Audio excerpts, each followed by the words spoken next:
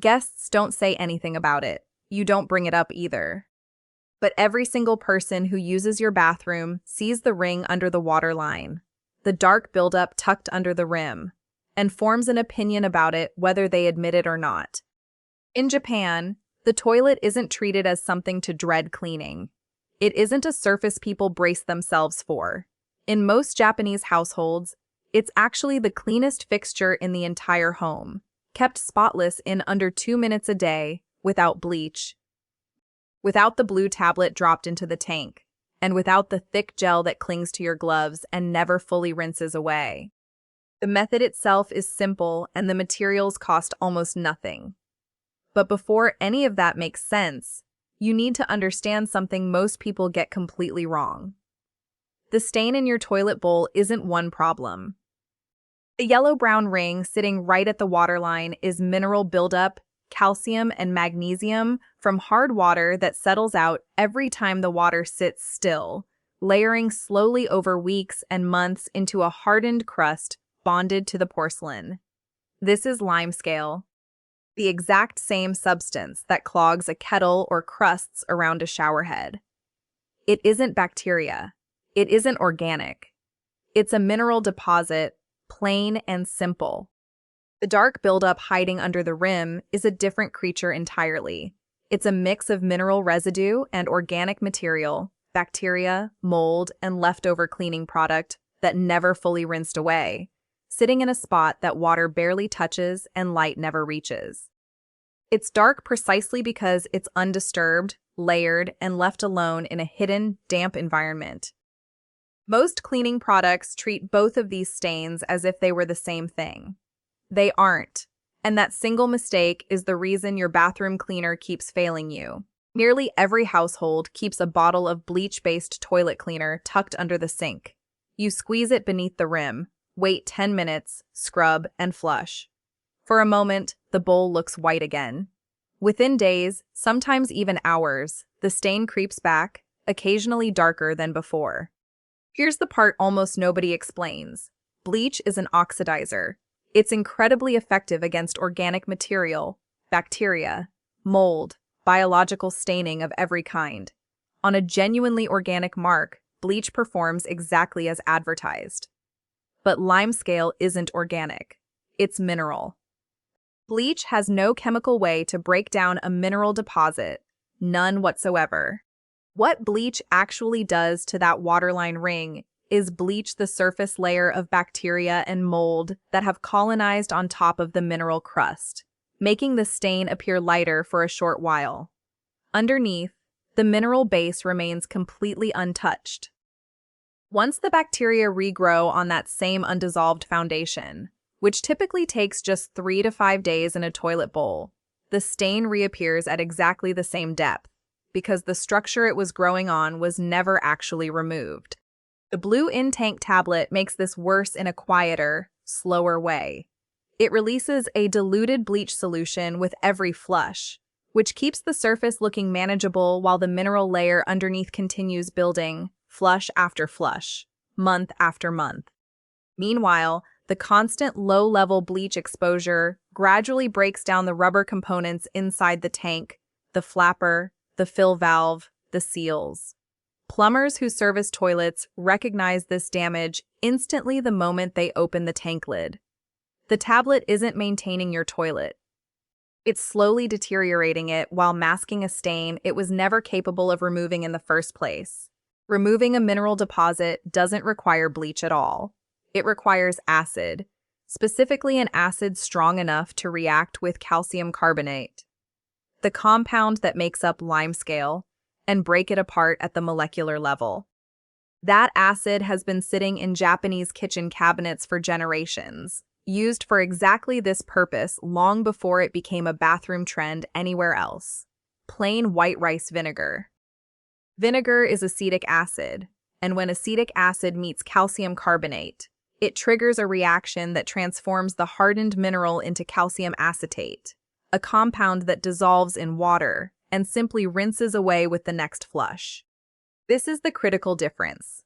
The limescale doesn't get bleached or scrubbed away. It dissolves. And once it dissolves, the The bacteria and mold that were living on top of it lose the surface they were clinging to and rinse away right along with it. This isn't a gentler version of what bleach does. It's a completely different chemical action, targeting a completely different problem. Bleach can't dissolve minerals. Vinegar can't sanitize the way bleach does. Each one solves half the puzzle, which is exactly why the full method uses both, in the right order, for the right reasons. For a stain that's built up over a few weeks or a couple of months, direct application does the job. Pour 1 full cup of undiluted white rice vinegar straight into the bowl. Soak a cloth or a few paper towels in vinegar and press them up against the underside of the rim, right where the darker buildup collects. Leave everything sitting for 30 minutes. That waiting period matters.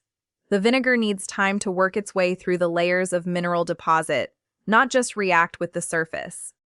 After 30 minutes, pick up the toilet brush, not to scrub aggressively, but simply to agitate gently. The buildup that was chemically bonded to the porcelain an hour earlier has already been converted into a soluble compound. The brush is only there to help it move toward the drain. Flush, and the difference is immediately visible. For deeper, older stains, the kind that have been building for months or years, the kind that feel rough under a brush, a single 30-minute treatment will lighten things noticeably, but might not clear it completely in one pass. That's not a failure of the method. It's simply the difference between 30 minutes of acid exposure and months of accumulated mineral layers. Repeat the same treatment across 2 or 3 consecutive days. Each application dissolves another layer, and by the third round, stains that looked permanent are typically gone entirely. For particularly stubborn buildup under the rim, a pumice stone used wet, and only on the porcelain, never on any other surface, will gently remove what the vinegar has already softened, without scratching the glaze underneath.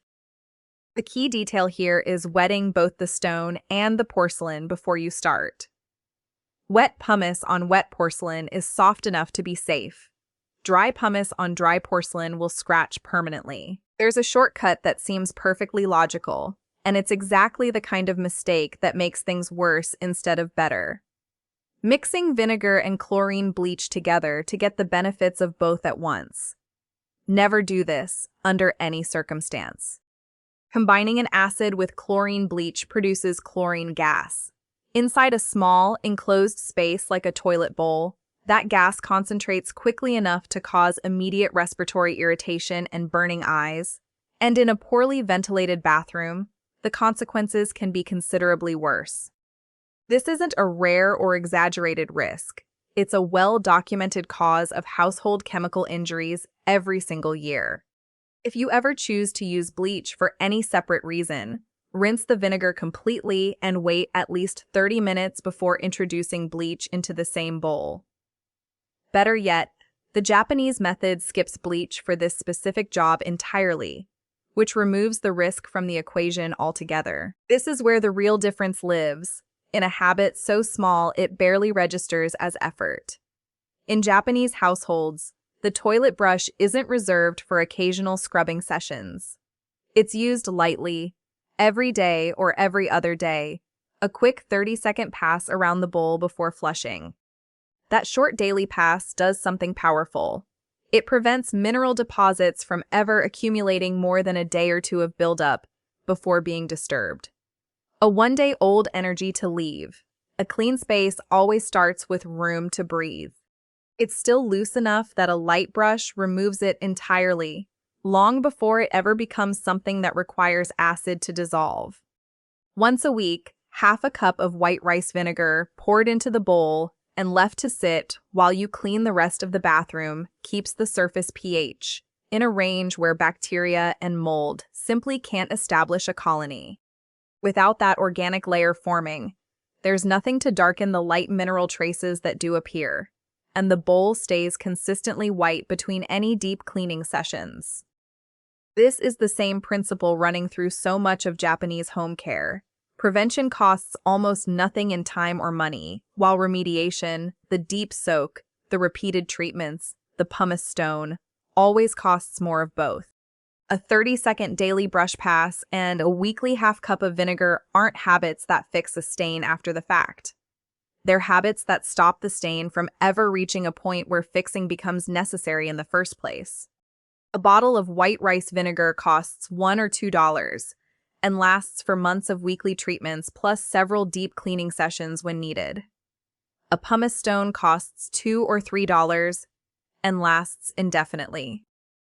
The bleach gel cleaners sitting under most sinks cost several dollars each, run out within weeks, never touch the actual mineral source of the stain, and slowly damage the rubber components inside your tank over time. Your toilet was never meant to be something you avoid examining closely, or quietly hope your guests don't look at too carefully. Whatever stain is sitting there right now can be gone within a few days, using something that costs less than a cup of coffee. And once it's gone, 30 seconds a day is genuinely all it takes to keep it that way.